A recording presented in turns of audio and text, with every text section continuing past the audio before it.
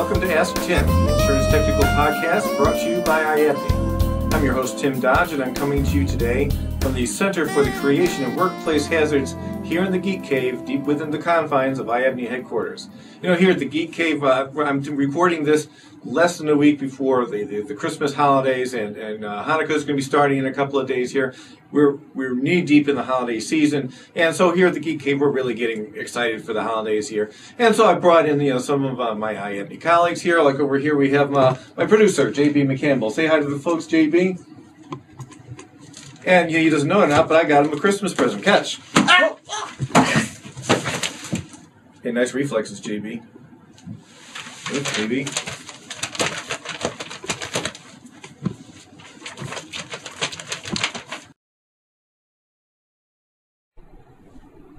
Yeah, he'll come to in a few minutes. On with the show.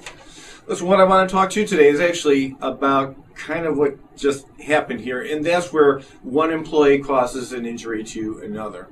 Now, I've over the last year, I've been teaching this class across the state about the principles of workers' compensation in New York, and one thing I've talked about in that class is the way the situation was before we had a workers' compensation system in this country. Back in those days, if an employee wanted to collect from an employer for an injury, they had to sue the employer and try to collect in court.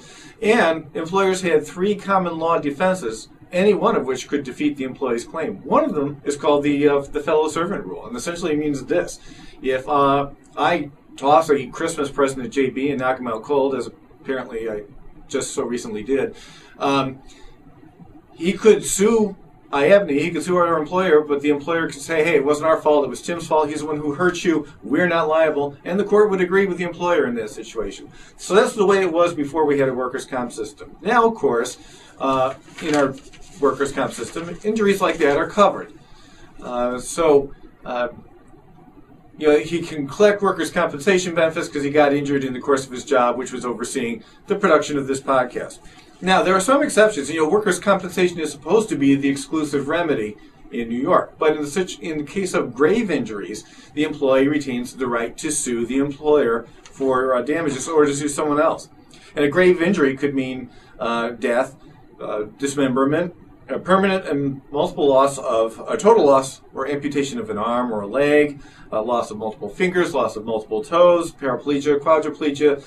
Very, very severe injuries like that. So in those situations, the employee can still sue. Now here's the problem. In the ISO Commercial General Liability coverage form, there's a definition of who is an insured. You see a similar definition in just about every insurance policy.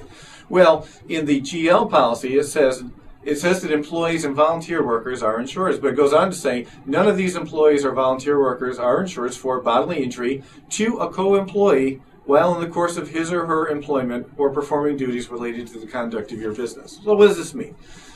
JB, in our example just now, could sue IABNY and he could sue me. IABNY would be covered under its GL policy. But I would not have any coverage under IABNY's GL policy because I just injured a co-employee while he was in the course of his duties here at the association. Now, there may be endorsements, I should say, available to solve that problem because there are certain businesses that may have employees who could be targets for lawsuits like this. Generally, they're not stupid podcast hosts. They're more supervisory personnel like foremen, and production supervisors, construction foremen, people on the shop floor. They may get sued for failing to properly supervise employees who then acted in a dangerous manner. If you have an insured who wants that type of coverage, whose employees have that kind of personal exposure, and the business wants to protect those employees, what you need is an endorsement that may be titled something like bodily injury to a co-employee. And typically an endorsement like this will change the definition of who is an insured so that particular employee by name or a class of employee by title does have this coverage. It may come with a sub-limit, so the GL policy may have a $1 million per occurrence limit, but maybe this endorsement will cover these certain employees for $500,000 or $250,000 or something like that. So it could come with separate limits. Typically, it's going to name either the titles or the employees right on the endorsement. So it's tailored. It's limited to certain employees. It's not going to open it up for everybody. So this is something, if you've got insureds who are, particularly your insureds who are in construction or in manufacturing or warehouse operations, these are things that exposure gaps that they might not be aware of that you might want to tell them about. They may have very key employees in supervisory roles that they want to protect from situations like this.